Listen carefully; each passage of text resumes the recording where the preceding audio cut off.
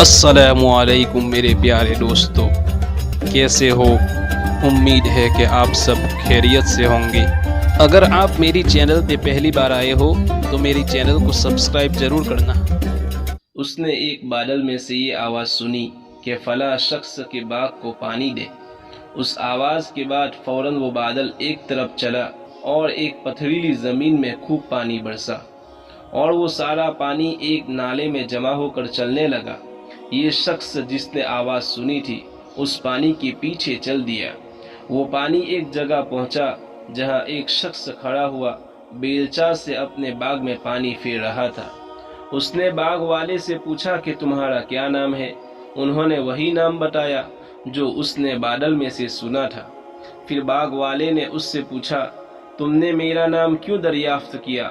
اس نے کہا، میں نے اس بادل میں جس کا یہ پانی آ رہا ہے یہ آواز سنی تھی کہ فلاں شخص کے باغ کو پانی دے، اور تمہارا نام بادل میں سنا تھا۔ تم اس باغ میں کیا کام ایسا کرتے ہو جس کی وجہ سے بادل کو یہ حکم ہوا کہ اس کے باغ کو پانی دو؟ باغ والے نے کہا، جب تم نے یہ سب کہا تو مجھے بھی کہنا پڑا۔ میں اس کے اندر جو کچھ پیدا ہوتا ہے اس کو 3 حصہ کرتا ہوں۔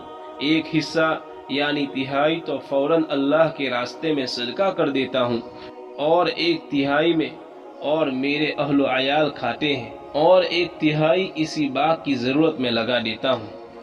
فائدہ: کس قدر برکت ہے اللہ کے نام پر کہ پردہ غیب سے ان کے باغ کی پرورش کے سامان ہوتے ہیں، اور کھلی مثال ہے اس مضمون کی جو پہلی حدیث میں گزرا کہ صدقہ کرنے سے مال کم نہیں ہوتا۔ باغ کی 1/3 پیداوار صدقہ کی تھی، اور تمام باغ کے دوبارہ پھل لانے کے انتظامات ہو رہے ہیں۔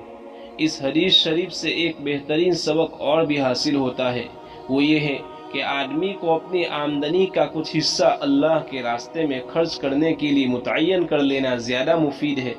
اور تجربہ بھی یہی ہے کہ اگر آدمی یہ طے کر لے کہ اتنی مقدار اللہ کے راستے میں خرچ کرنی ہے تو پھر خیر کے مصارف اور خرچ کرنے کے مواقع بہت ملتے ہیں۔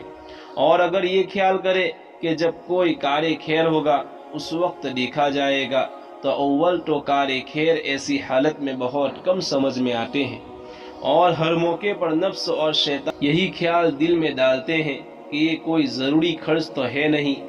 اور اگر کوئی بہت ہی اہم کام ایسا بھی ہو جس میں خرچ کرنا کھلی خیر ہے تو اکثر موجود نہیں ہوتا، اور موجودگی میں بھی اپنی ضروریات سامنے آ کر کم سے کم خرچ کرنے کو دل چاہتا ہے۔ اور اگر مہینے کے شروع ہی میں تنخواہ ملنے پر ایک حصہ علیحدہ کر کے رکھ دیا جائے، یا روزانہ تجارت کی آمدنی میں سے صندوقچی کا ایک حصہ علیحدہ کر کے اس میں متعینہ مقدار ڈال لی جایا کرے کہ یہ صرف اللہ کے راستے میں خرچ کرنا ہے، تو پھر خرچ کرنے کے وقت دل تنگی نہیں ہوتی کہ اس کو تو بہرحال وہ مقدار خرچ کرنا ہی ہے۔ بڑا مجرب نسخہ ہے، جس کا دل چاہے کچھ روز تجربہ کر کے دیکھ لے۔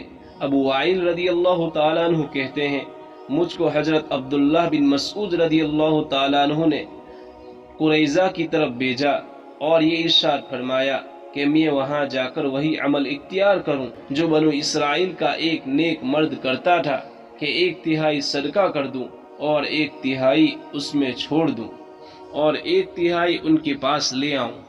اس سے معلوم ہوتا ہے کہ صحابہ کرام رضی اللہ عنہم بھی اس نسخہ پر عمل فرماتے تھے۔